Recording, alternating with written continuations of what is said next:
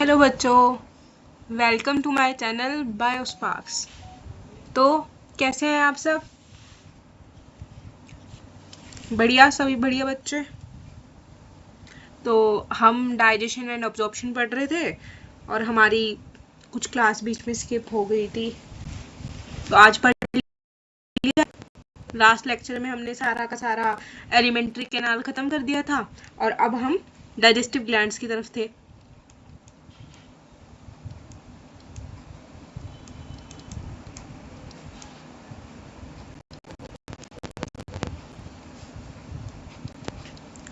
है ना बच्चों? तो हमने डाइजेस्टिव ग्लैंड में छोटे छोटे टॉपिक साथ साथ हमने कवर अप किए हैं। पहला कौन सा? Salivary gland. ये शुरू की वीडियो में जहाँ मैंने माउथ एक्सप्लेन किया, उसके अंदर टीथ और टंग, सलाइवरी ग्लैंड्स में बहुत अच्छे से एक्सप्लेन किया है। आप वो लेक्चर देखना, ठीक है? तो सलाइवरी ग्लैंड हमने एक्सप्लेन कर दिया था। हमने गैस्ट्रिक ग्लैंड्स एक्सप्लेन कर दिए थे सारे के सारे। और इंटेस्टाइनल ग्लैंड में भी हमने ब्रूनर्स ग्लैंड, क्रेब्स ऑफ लेबरकोहेन, ये सब कुछ बता देता। हमारे दो मेन ग्लैंड्स रहती है यहाँ पे। कौन कौन सी? Pancreas and liver. ये भी आता है हमें, यही रहता है हमारा, ठीक है? तो आज हम यही वाला पार्ट कंबाइन करेंगे, अपना ये सारा पार्ट वाइंड अप कर लेंगे। तो अब देखो, हम इस डायग्राम में देखो, ये हमारा क्या आ रहा है? ईसोफेगस। ये सारा कुछ हम पढ़ चुके हैं।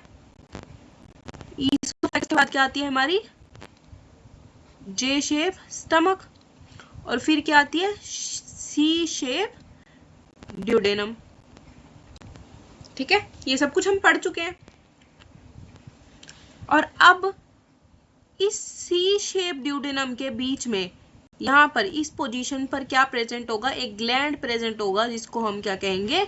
पेनक्रियास कहेंगे। ये क्या है? एक लीफ शेप, इस तरीके से एक लीफ शेप ग्लैंड प्रेजेंट होगा, जिसको हमने क्या कह दिया? पेनक्रियास। ठीक है, यहाँ पे एक लीफ शेप ग्लैंड प्रेजेंट है, जिसको हमने पेनक्रियास कह दिया। और अब ये हमारी बॉडी है, मान लो ये बॉडी है, बॉडी का अपर पार्ट और बॉडी का लोअर पार्ट। ठीक है, अब ये जो पोर्शन है डायफ्राम है, और ये क्या है? एब्डोमेन स्टार्ट होगी। तो just below the diaphragm in the abdomen क्या यहाँ पर क्या प्रेजेंट है? यहाँ पर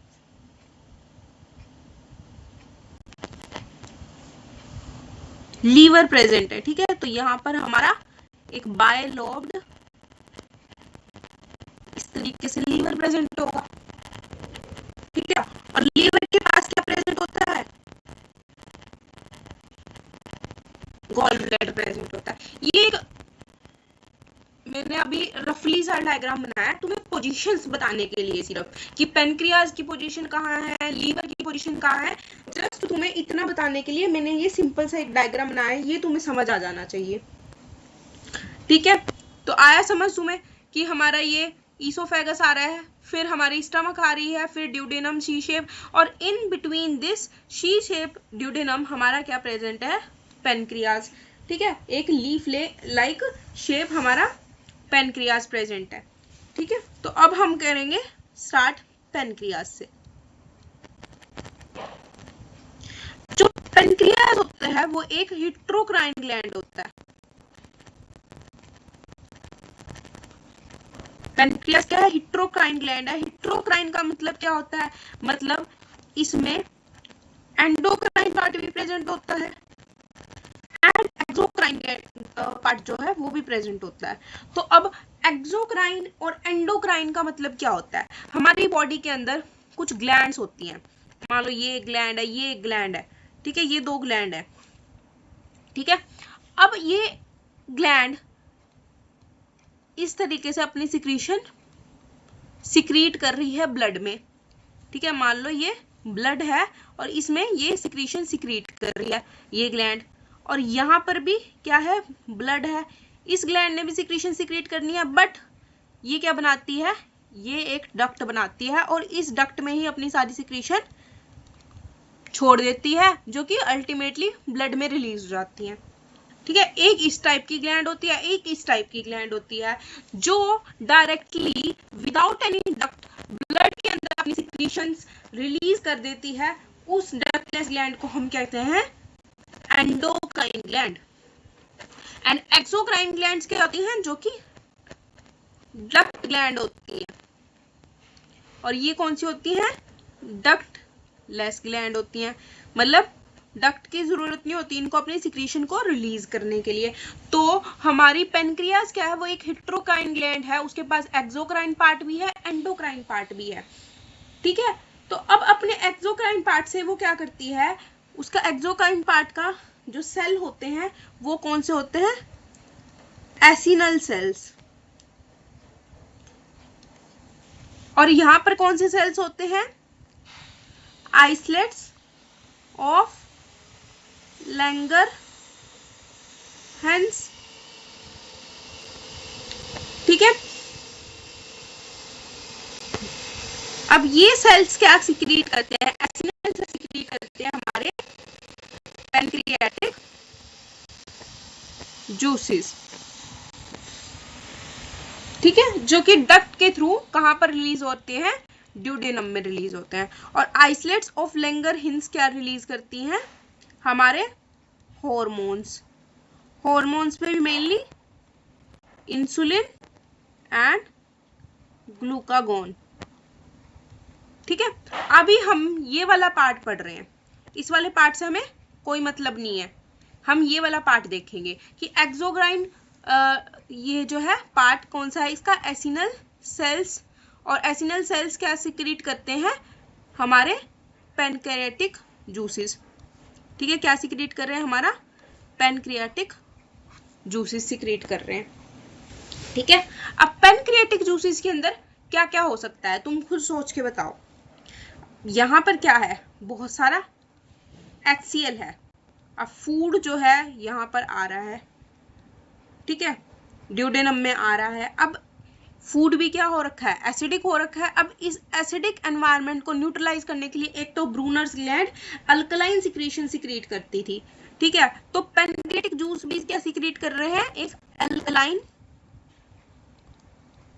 सिक्रीशंस सिक्रीट कर रहे हैं। अल्कलाइन सिक्रीशंस होती हैं मेनली इसमें पैनक्रियाटिक जूस में। और ये क्यों होती हैं, ताकि न्यूट्रलाइज कर सके एसिडिक एनवायरनमेंट को। ठीक है, एसिडिक एनवायरनमेंट जो कि स्टमक से आ रहा है उसको न्यूट्रलाइज कर सके। ठीक है, तो ये हमारा पैनक्रियाज का है। अब इसके अंदर थोड़ा थोड़ा सा मैं आपको डक्ट्स के बारे में बता देती हूँ। वैसे इतना इम्पोर्टेंट तो नहीं है ये, बट कभी कभी थोड़ा बहुत ना आ जाता है।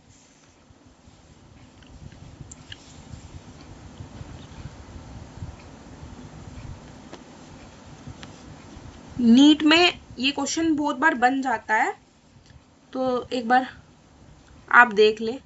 कुछ जो डक्ट जो है हमारे एनसीईआरटी में है वो डक्ट तो इम्पोर्टेंट है, वो तो करनी ही करनी है, बट कुछ एक्स्ट्रा भी मैं आपको बता देती हूँ एक आधी, अगर याद रहे तो कोई बात ठीक है, वरना कोई बात नहीं। ये हमने वही वाला डायग्राम बना लिया। ठीक है, अब यहां पर क्या है, यहां पर हमने एक लीफ शेप पैनक्रियाज बना लिया। ये बना एक लीफ शेप पैनक्रियाज। और मैंने क्या बताया कि इसके अंदर 2 लोब्स हैं।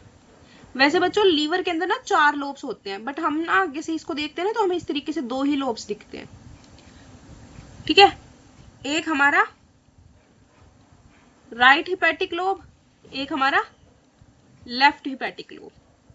अब जो डक्ट यहां से आ रही है राइट हिपैटिक लोब से, इसको राइट हिपैटिक डक्ट कह देंगे।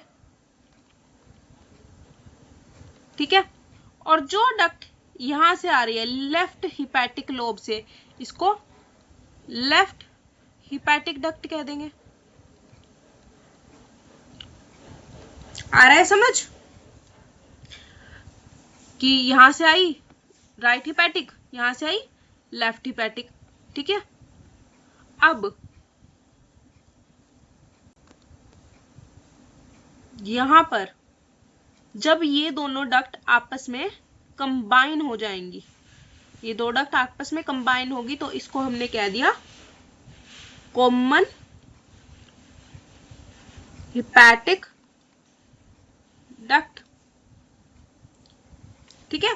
कॉमन हिपैटिक डक्ट बन गई। और मैंने ऊपर वाले डायग्राम में तुम्हें बताया था यहाँ पर एक गॉल ब्लैडर भी होता है, ये ना क्वाड्रेट जो लोब होता है ना लीवर का, उससे अटैच होता है। बट अब हमें ऐसे ही बना देते हैं इसको कि गॉल ब्लैडर यहाँ पर बन चुका है, और ये गॉल ब्लैडर से एक और डक्ट आ रही है जो बाइल जूस लेके आएगी। इसको डक्ट को हमने कह दिया सिस्टिक डक्ट। ये सारे डक्ट्स आप याद कर लेना, और बहुत आसान है। देखो, राइट लोब से आ रही है right hepatic duct, left lobe से आ रही है लेफ्ट हिपैटिक डक्ट। एक सिर्फ इसका नाम याद अलग है, सिस्टिक डक्ट, बाइल जो कि गॉल ब्लैडर से आ रही है। जब ये दोनों कंबाइन हो जाती है तो कॉमन हिपैटिक डक्ट बन जाती है, ठीक है। बहुत उसके बाद जब सिस्टिक डक्ट और कॉमन हिपैटिक डक्ट आपस में मिल जाती हैं, ठीक है, ये मिल गई आपस में सिस्टिक डक्ट और कॉमन हिपैटिक डक्ट, तो इसको हम कह देते हैं कॉमन बाइल डक्ट, ठीक है। समझ आया? Common bile duct. अब ये कॉमन बाइल डक्ट जैसे ही हमारी पैनक्रियाज के अंदर एंटर होंगी, तो एक तो ये पता नहीं क्या बन जाता है बीच बीच में,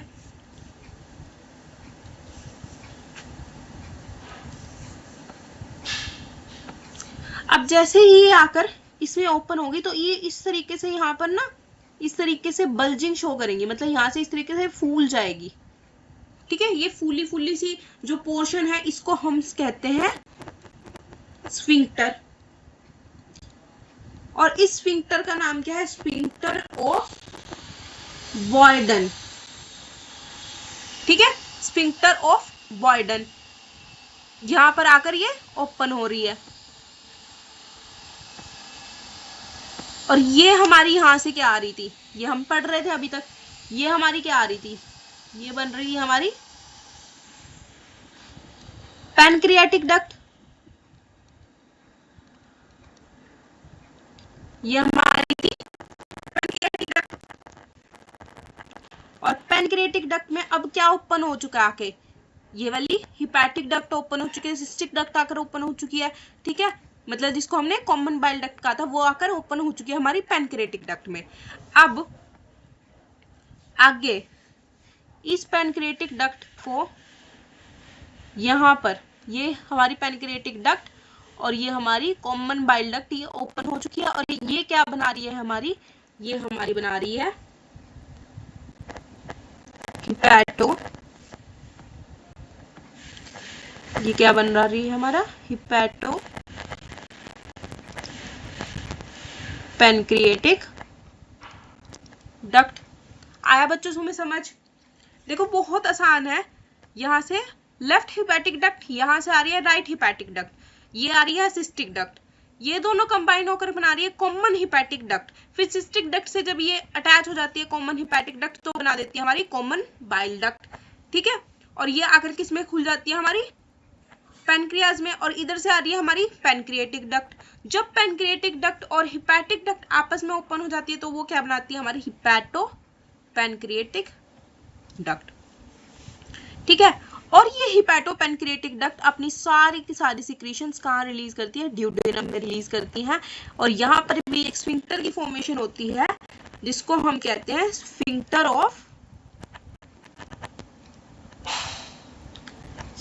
ऑफ ओडाई, ठीक है, स्फिंक्टर ऑफ ओडाई। और ये जब स्फिंक्टर ऑफ ओडाई बनता है ना, देखो कोई भी डक्ट ऐसे ओपन हो रही है आके इस तरीके से बल्जिंग शो करती है और उसके आगे ये इस तरीके से स्फिंक्टर बनता है। इसको तो हमने कह दिया स्फिंक्टर ऑफ ओडाई और इसको हमने कह दिया एम्प्यूला। ठीक है, हिपैटो पेनक्रिएटिक एम्प्यूला और यहाँ पर बन गया स्फिंक्टर ऑफ ओडाई। तो ये हमारा जो था एक डक्ट सिस्टम था जिसके थ्रू हमारी लीवर की और पेनक्रियास की जितने भी एंजाइम्स है वो रिलीज होते हैं हमारे ड्यूडेनम में, हमारे इंटेस्टाइन के अंदर आकर, ताकि हमारा सारा का सारा जो एसिडिक एनवायरनमेंट है वो न्यूट्रलाइज हो सके और हमारे जितने भी एंजाइम्स है फर्दर जो फूड है उसको ब्रेक डाउन कर सके। ठीक है बच्चों, यहां तक समझ आया आप लोगों को?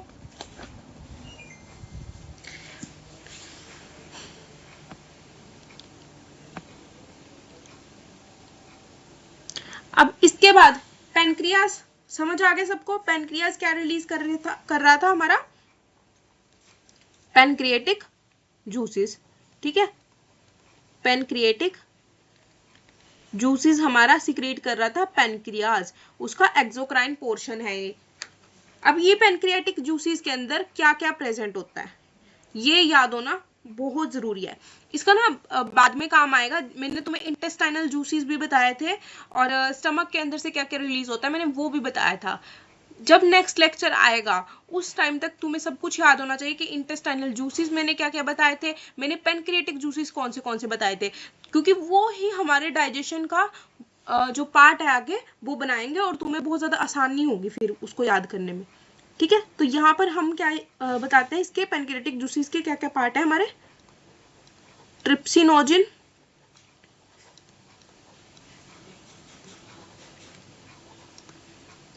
काइमो ट्रिप्सिनोजिन,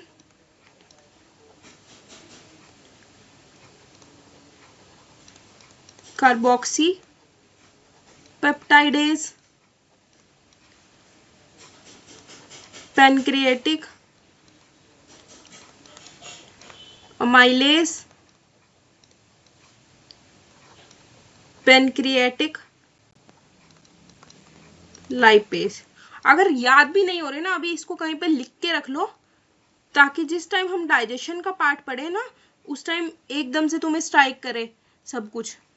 न्यूक्लियस से पता लग रहा है न्यूक्लिक एसिड को डाइजेस्ट करेगा, पेनक्रिएटिक लाइपेज से पता लग रहा है लिपिड्स को डाइजेस्ट करेगा, अमाइलेज से पता लग रहा है ये किसको डाइजेस्ट करेगा, हमारे जो शुगर मॉलिक्यूल्स हैं उनको डाइजेस्ट करेगा। और ये तीनों किसको डाइजेस्ट करने के लिए होते हैं? प्रोटीन को। तो ये तीनों क्या है? प्रोटीएज। ठीक है, ये पेनक्रिएटिक जूसेस है हमारे। तो पेनक्रियास हमारा जो था वो इतना ही पोर्शन था पेनक्रियास का जो तुम्हारे लिए इंपॉर्टेंट है। एनसीईआरटी से एक बार इसको जरूर पढ़ लेना। ठीक है, अब हम सेकंड पोर्शन स्टार्ट करते हैं लीवर का। लीवर का कुछ पार्ट हमने अभी तक कंबाइन कर लिया है। कहाँ कहाँ पे प्रेजेंट है लीवर? लीवर प्रेजेंट है हमारे जस्ट बिलो द डायफ्राम, हमारे जो है प्रेजेंट है। किसमें प्रेजेंट है? हमारा एब्डोमेन में प्रेजेंट है। उसके बाद जो लीवर है हमारा लार्जेस्ट एक्सोक्राइन ग्लैंड है। सबसे बड़ी एक्सोक्राइन ग्लैंड हमारी क्या है? लीवर है। ये इंपॉर्टेंट पार्ट है और इस क्वेश्चन को याद रखना। कई बार नीट में एग्जैक्ट पूछ लेते हैं कि largest exocrine gland of our body, तो तुम्हें एकदम से याद आना चाहिए कौन सी है? लीवर है। लीवर का वेट कितना होता है? 1.2 kg टू 1.5 kg। ठीक है, लॉब्स मैंने इसके बताए कि 2 लॉब्स होते हैं। वैसे कितने होते हैं? 4 लॉब्स होते हैं, बट तुम्हें 2 लॉब्स भी याद रहेंगे तो इनफ है। ठीक है, वैसे मैं बता देती हूँ कि एक राइट लोब होता है, राइट हिपैटिक लोब होता है, एक लेफ्ट हिपैटिक लोब होता है। और अगर तुम्हें याद रहता है तो तुम कर सकते हैं क्वाड्रेट होता है एंड एक होता है क्वाड्रेट। ठीक है, और इसी क्वाड्रेट के थ्रू ना हमारा जो ये गॉल ब्लैडर होता है ना वो अटैच होता है। ठीक है, तो अगर याद होता है ठीक है, वरना कोई जरूरत नहीं है। 2 लोब से याद रखना जिसके थ्रू हमारी राइट हिपैटिक डक्ट आ रही है और लेफ्ट हिपैटिक डक्ट आ रही है। ठीक है, तो अब ये एक लीवर है मान लो। अब कोई भी तुम बनाते हो, चीज बनाते हो, मान लो कोई भी टिश्यू बनाते हो तुम, उस टिश्यू की एक स्ट्रक्चरल और फंक्शन यूनिट होती है, वो क्या होती है हमारी सेल होती है। तो इसी तरीके से इस लीवर की भी एक स्ट्रक्चरल और फंक्शनल यूनिट होगी, वो क्या है यहाँ पर इस तरीके से एक हिपैटिक सेल बनेगा। ये क्या है हिपैटिक सेल। ये हिपैटिक सेल या हिपैटिक लोब्यूल ये क्या है इस लीवर की स्ट्रक्चरल और फंक्शनल यूनिट है। ठीक है, ये क्या है structural and functional unit of liver, वो क्या है हमारी हिपैटिक सेल या हिपैटिक लोब्यूल। आया समझ? अब हमने क्या किया, ये सारा इस तरीके से हिपैटिक लोब्यूल, इस तरीके से हिपैटिक लोब्यूल, ऐसे सेल पूरा अरेंज हो गया ना टाइल्स की तरह, जैसे टाइल्स एक के ऊपर एक अरेंज होती है ना, इस तरीके से पूरा अरेंज होकर हमारा पूरा एक लीवर बना दिया। अब हमने क्या किया, हम सीजर लेके गए, एक्चुअली में सीजर नहीं लेके जाते, बट हमने क्या किया, हमने एक सीजर लेके गए और हमने इस सेल्स को काट के एक सेल को बाहर निकाल लिया। ठीक है, अब हमने इस एक सेल को बाहर निकाल लिया और हम इस एक सेल को देखेंगे। ये इस तरीके से लीवर का एक सेल हमने बाहर निकाल लिया। जब हमने इसको बाहर निकाला तो अभी सबसे पहले तुम्हें क्या दिख रहा है, कैसा है ये हेक्सागोनल। ठीक है, जब हमने इसको बाहर निकाला तो सबसे पहले मैंने जाके इसको माइक्रोस्कोप में देखा, तो माइक्रोस्कोप में देखा जैसे मैंने इसको, तो मैंने देखा कि ये कैसा है हेक्सागोनल है। और उसके बाद जब मैंने इसको देखा तो मुझे इसके बाहर ना एक इस तरीके से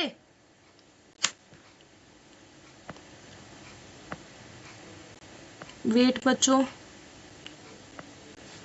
मुझे ना इसके बाहर इस तरीके से क्या मिली, एक लेयर मिली। अब ज्यादा ही मोटा हो गया थोड़ा, पर कोई बात नहीं बच्चों, एडजस्ट कर लेंगे हम। ठीक है, इस तरीके से बाहर क्या मिली, एक शीट सी मिली। इस ऐसे एक शीट से ये कवर है और इस शीट का नाम है Glisson's capsule. Again very important term, कि जो आउटर कवरिंग होती है, आउटर कवरिंग शीट होती है कनेक्टिव टिश्यू की अराउंड द हिपैटिक लोब्यूल, उसका नाम क्या है, वो है हमारी ग्लीसन कैप्सूल। और ये क्या है हमारी किससे मिलके बनी है, थिन कनेक्टिव टिश्यू से मिलके बनी है। और ये बहुत इंपॉर्टेंट टर्म है ग्लीसन कैप्सूल, ये तुम्हें याद होनी चाहिए बच्चों। ठीक है,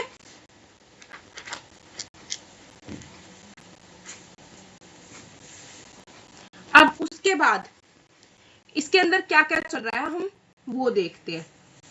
एक बार तुमने ग्लीसन कैप्सूल पढ़ लिया, अब यहां पर इस तरीके से एक डक्ट यहां से आ रही है, एक यहां से आ रही है, इस तरीके से हिपैटिक कोड्स बन रहे हैं, ये हमारे बन रहे हैं इस हिपैटिक सेल्स के अंदर। इस तरीके से अरेंज है हमारे हिपैटिक कोड्स। ठीक है, ये क्या अरेंज है हमारे हिपैटिक कोड्स। सबसे पहले क्या था, लीवर था। हमने फिर लीवर के अंदर से भी सोच के देखो कितना अच्छा हमारा लीवर कैसे बना हुआ है। ये एक लीवर है, इस लीवर के अंदर हिपैटिक लोब्यूल्स है, इन हिपैटिक लोब्यूल्स को भी हमने निकाल लिया और ये हिपैटिक एक लोब्यूल निकाल के हमने रख लिया। और इसके बाहर एक ग्लीसन कैप्सूल की इस तरीके से थिन कनेक्टिव टिश्यू की लेयर है। और अब इस सेल के अंदर भी ये जो एक हिपैटिक लोब्यूल है, इसके अंदर भी यहाँ पर इस तरीके से हिपैटिक कोड्स बनी हुई हैं, छोटी छोटी हिपैटिक कोड्स बनी हुई हैं। ठीक है, ये हिपैटिक कोड्स बनी हुई हैं और आपस में आगे इस तरीके से कंबाइन हो रखी हैं। ठीक है,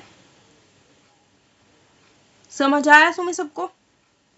अभी मैं थोड़ा स्ट्रक्चर ना तुम्हें डिटेल में एक्सप्लेन नहीं कर रही हूँ क्योंकि तुम्हें नीड नहीं है, एनसीईआरटी का पोर्शन नहीं है, बट तुम्हें पता होगा तो अच्छा होगा थोड़ा डायग्रामेटिकली, क्योंकि आई थिंक बुक में इसका डायग्राम नहीं दिया हुआ। उसके बाद इन हिपैटिक कोड्स को कवर करते हुए, यहाँ पर हिपैटिक कोड्स को कवर करते हुए यहाँ पर कुछ सेल्स प्रेजेंट होते हैं। ये सारी की सारी हिपैटिक कोड्स को इस तरीके से कवर करते जा रहे हैं।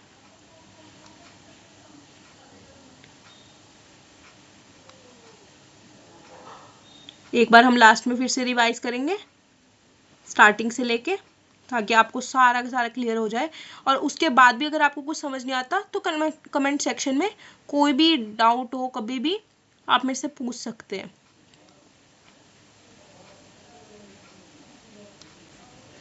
ठीक है, ये सेल्स जो हमने बनाए इनको हम कहेंगे हिपैटोसाइट्स।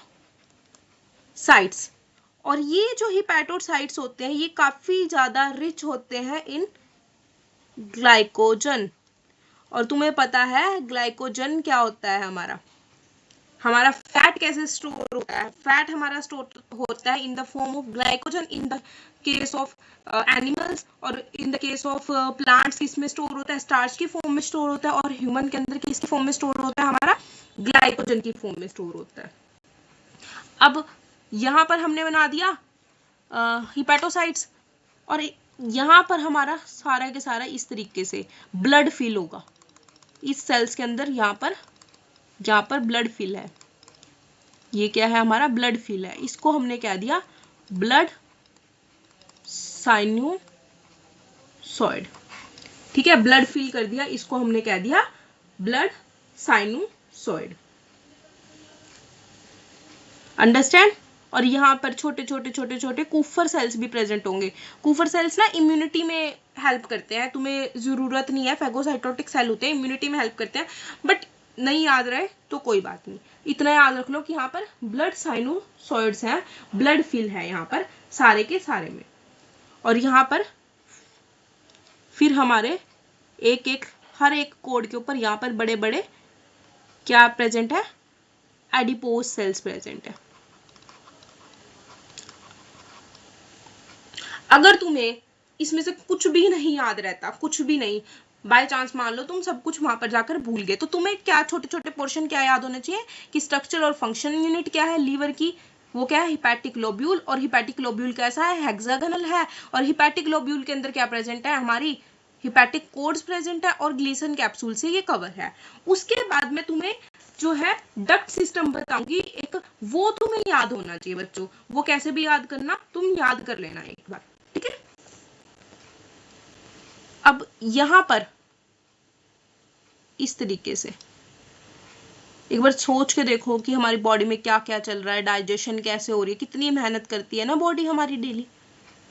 और तुम ऐसी कचरा खाते रहते हो, मैं भी खाती हूँ वैसे तो, बट बच्चों खाना नहीं चाहिए।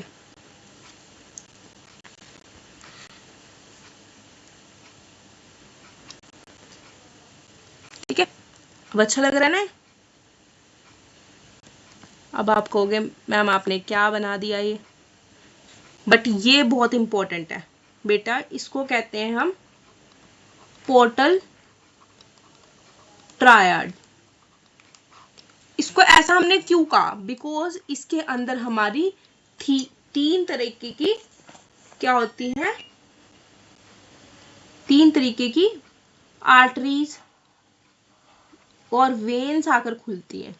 मतलब तीन तरीके से जो हम कह सकते हैं कोड्स की तरह फॉर्म में आर्टरीज वेन आकर खुलती हैं।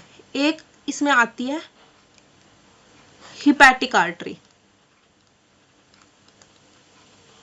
अब एक हिपैटिक आर्टरी है तो हमारी दूसरी क्या होगी? वेन होगी। ठीक है, तो दूसरी क्या आके खुल रही है? हमारी हिपैटिक पोर्टल वेन। अब इसको हिपैटिक पोर्टल वेन क्यों बोला तुमने?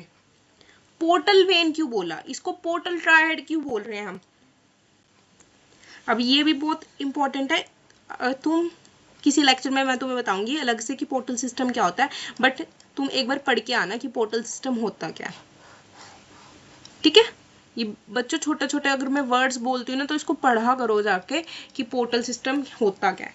एक बार पढ़ के आना कि पोर्टल सिस्टम होता क्या है, फिर मैं आपको बताऊंगी कि होता क्या है वो। और कुछ नहीं है, छोटी छोटी सी चीजें हैं याद रखने वाली।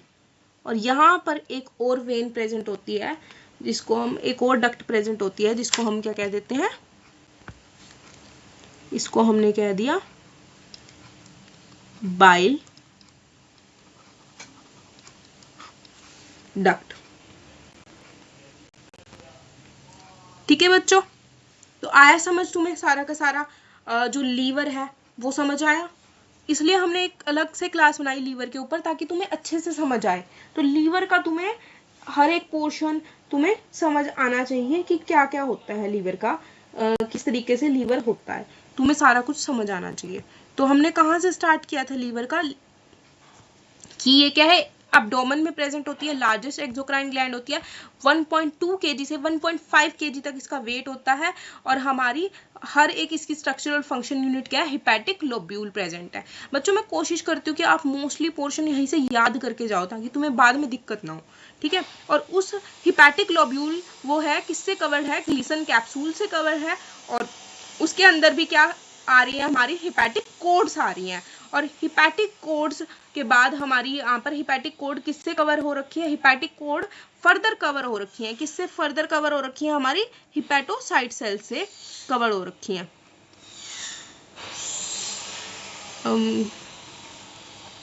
ठीक है, ये हमारी हिपैटोसाइट सेल से कवर्ड हो रखी है। और हिपैटोसाइट सेल्स के बाद यहाँ पर क्या फिल है, ब्लड फिल है, यहाँ पर सारे में ब्लड फिल है। और हमारा यहाँ पर बन रहा है एक पोर्टल सिस्टम, ठीक है। इस पोर्टल सिस्टम में यहाँ से क्या आ रहा है, ऑक्सीजनेटेड ब्लड आ रहा है, डीऑक्सीजनेटेड ब्लड जा रहा है, और हमारा बाइल जो जूसेस है वो आ रहे हैं। अब यहाँ पर हमारा जितना भी बाइल है वो बाइल बन के स्टोर हो रखा है, यहाँ पर सारा का सारा बाइल बन के स्टोर हो रखा है। यहाँ पर सारा बाइल बन, इन ये जो हमारी हमने हिपैटिक कोड्स बनाई है ना, इसके अंदर जो स्पेस है ये, इसके अंदर सारा का सारा क्या स्टोर हो रखा है, हमारा बाइल स्टोर हो रखा है। और वो सारा का सारा बाइल हमारा बाइल डक्ट के थ्रू फर्दर हमारा निकल रहा है, ठीक है। तो ये तुम्हें इतना पोर्शन जो है तुम्हें समझ आया। एक बार इसको रिवाइज कर लेते हैं सारे को ताकि आपको अच्छे से पता लग जाए कि आज की क्लास में हमने कितना कुछ पढ़ा है, ठीक है। तो हमने इसमें देखा था डाइजेस्टिव ग्लैंड्स के बारे में, डाइजेस्टिव ग्लैंड्स के बारे में हमने कहा था कि हमने सलाइवरी ग्लैंड्स, गैस्ट्रिक ग्लैंड्स ये हम कवर कर चुके हैं, एक बार जाकर प्रीवियस लेक्चर्स में आप देख लेना, ठीक है। उसके बाद हमने पैनक्रियास स्टार्ट किया था जिसमें हमने बताया कि ये एक हिट्रोक्राइन ग्लैंड है और इसका एक्सोक्राइन पोर्शन हमने आज के लेक्चर में जो है मोस्टली देखना था, जिसमें हमारे जो एसिनल सेल्स है वो हमारे क्या सिक्रीट करते हैं, पैनक्रियाटिक जूस सिक्रीट करते हैं जो कि अल्कलाइन सिक्रीशन है, न्यूट्रलाइज करती है एसिडिक एनवायरनमेंट को।